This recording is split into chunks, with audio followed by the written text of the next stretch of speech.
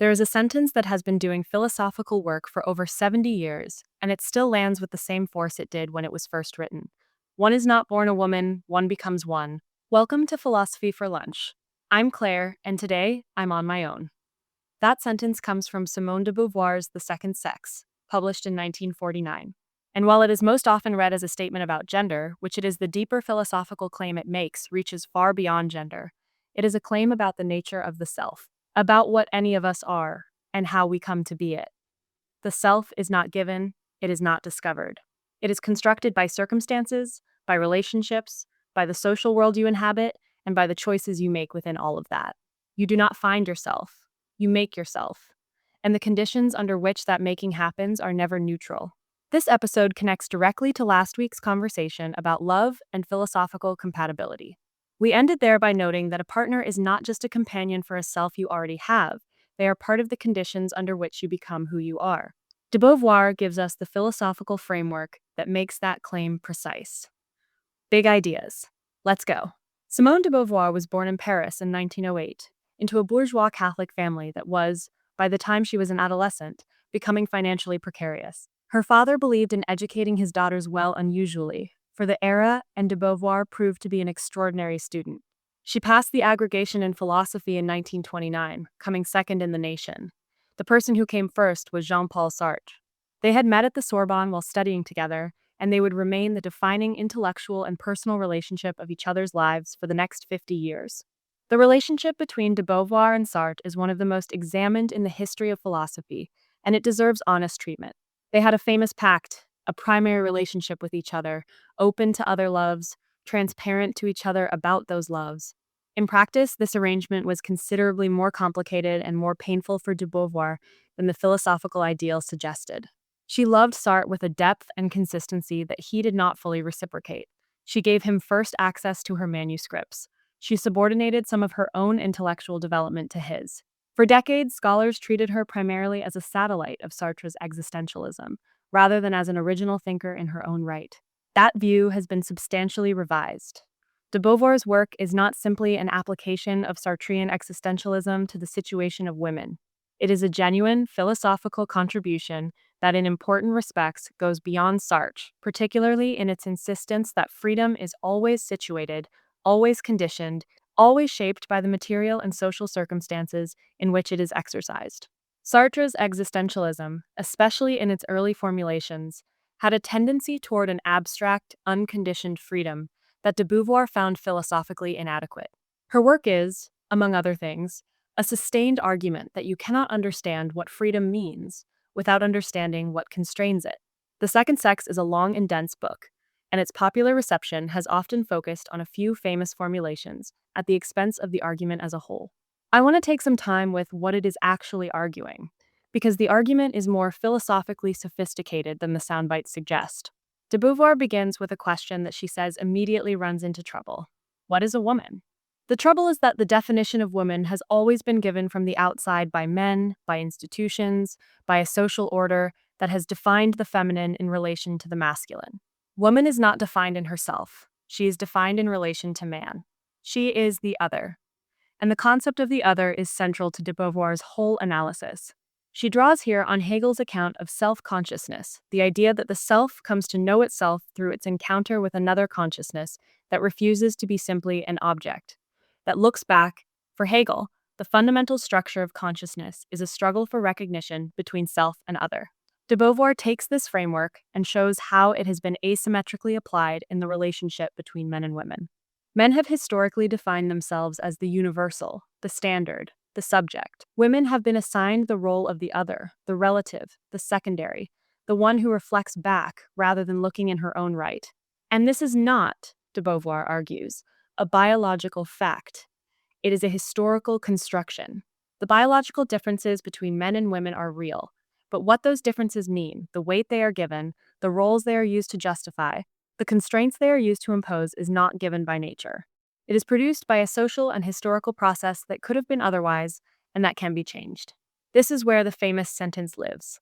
One is not born a woman, one becomes one. The biological female is not yet the social woman.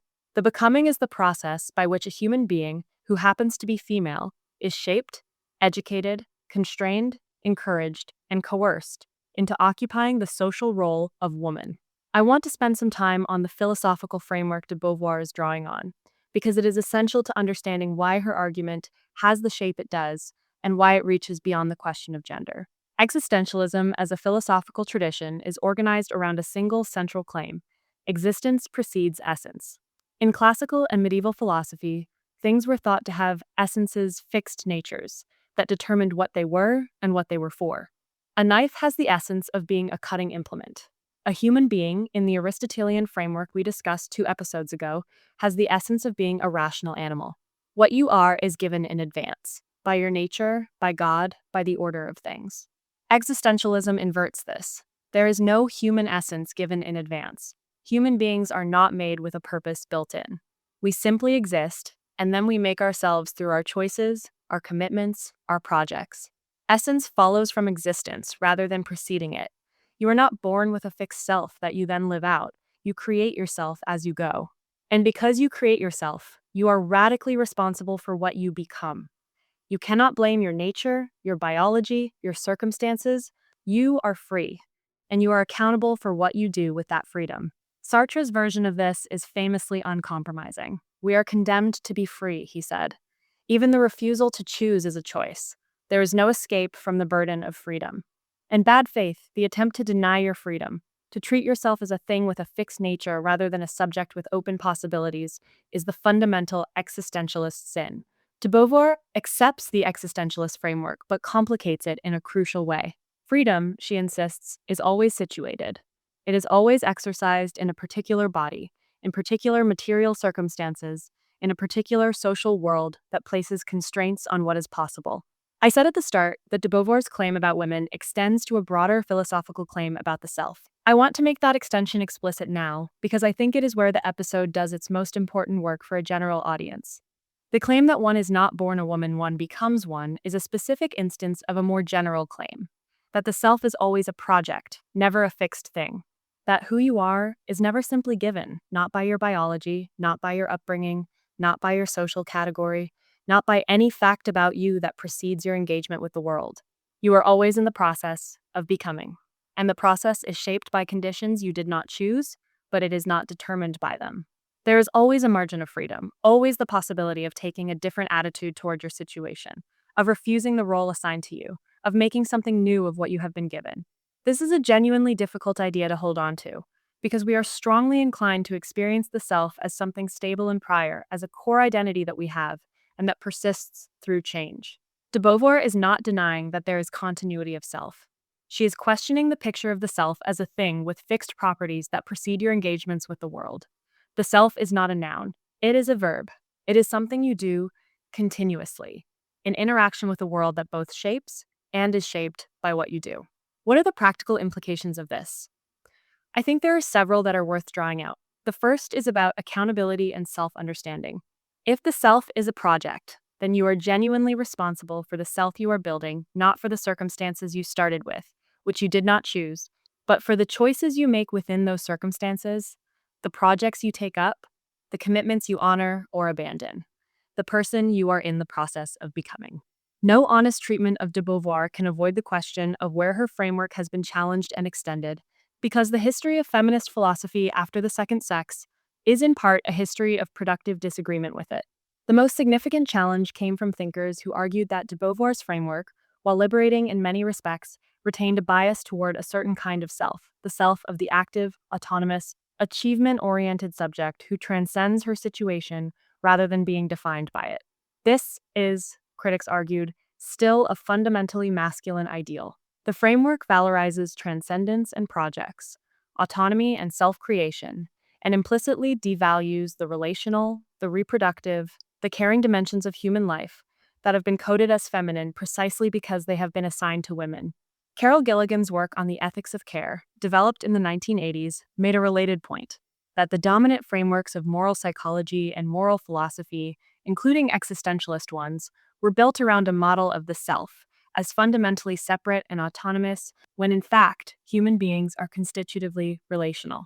Judith Butler's work, beginning in the 1990s with Gender Trouble, extended de Beauvoir's analysis in a different direction.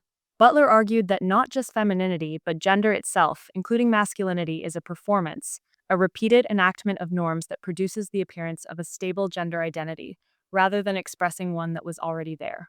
The self does not have a gender. The self performs gender, repeatedly, in contexts that enforce those performances and punish departures from them. And yet, I think the core insight survives the critique and remains essential. The self is not given, it is constructed. The conditions under which that construction happens are not neutral. They distribute possibilities unequally. They assign different options and constraints to people on the basis of categories they did not choose. Understanding that is not optional for anyone who wants to think seriously about freedom, about responsibility, about what it means to live a fully human life. I want to end with something personal, because I think the philosophy of the self is not a topic that yields much at a distance. It has to touch you where you actually live. The idea that the self is a project, that who you are is not fixed, not given, not determined, is both liberating and vertiginous. Liberating because it means you are never simply stuck. The person you have been is not the only person you can be. Whatever the conditions of your formation, whatever roles were assigned to you, whatever scripts you were handed, none of those are the final word on what you can make of your life. Vertiginous, because it means there is no solid ground under the self. No bedrock identity that you can point to and say, this is simply who I am, full stop. The self is always in motion, always unfinished, always at risk. I find myself returning to de Beauvoir's insistence that freedom is always situated, because I think the version of this philosophy that gets popularized, the you can be anything, just choose yourself version, strips out the most important part. Yes, the self is a project, but the project is not undertaken in a vacuum. It is undertaken in a particular body, with particular resources and limitations, in a particular social world that makes some things possible and other things not. The freedom is real, and so are the constraints. Holding both at once, neither collapsing into fatalism nor floating off into the fantasy of unconditioned self-creation, is one of the harder philosophical tasks. De Beauvoir did it better than almost anyone.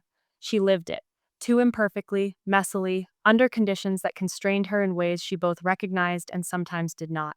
The relationship with Sartre gave her an intellectual partnership of extraordinary richness and cost her certain kinds of recognition and autonomy. She acknowledged both. She kept building. She kept writing. She kept insisting that the question of what you can make of your situation is always open, always worth asking, always worth taking seriously. That seems like the right attitude to take toward the project of being a self. Not because the project ever finishes, but because it is always, still, yours to continue. I want to say something about what it means to take de Beauvoir seriously as a thinker, rather than just as a symbol. Because I think the temptation with figures who become iconic is to treat their most famous formulations as bumper stickers. One is not born a woman, one becomes one without doing the harder work of following the argument. And the argument is hard. It requires holding together things that it is more comfortable to separate. Freedom and constraint, individual choice and social structure, the self as project and the self as situated. The philosophical work de Beauvoir is asking you to do is to resist the easy resolution in either direction. Neither to say I am entirely the product of my circumstances, nor to say I am entirely the author of myself. Both statements feel reassuring in different ways. Both are false. The truth is harder and more interesting. That harder truth is what the best philosophy offers. Not comfort, but precision. Not reassurance, but a more accurate map of the territory you are actually navigating. And a map that shows both the open roads and the closed ones, both what is possible and what the conditions are within which the possible is being determined, is more useful than a map that shows only one of those things. Even if it is less immediately comforting to look at. Sean is back next week. We are talking about the trolley problem, which everyone knows and almost no one takes seriously as a philosophical argument. What moral philosophy is actually trying to do with thought experiments. What the trolley problem reveals about the conflict between utilitarian and deontological ethics, and why the discomfort it produces is not a bug in the framework, but a feature. If this episode made you look at the person you are becoming with a little more intention, or made you think about the conditions that are shaping that becoming, then share it with someone who is doing the same work. That is how this show grows. Sources and further reading are in the show notes. We are Philosophy for Lunch, new episodes every Sunday. Big ideas, human conversations. See you next week.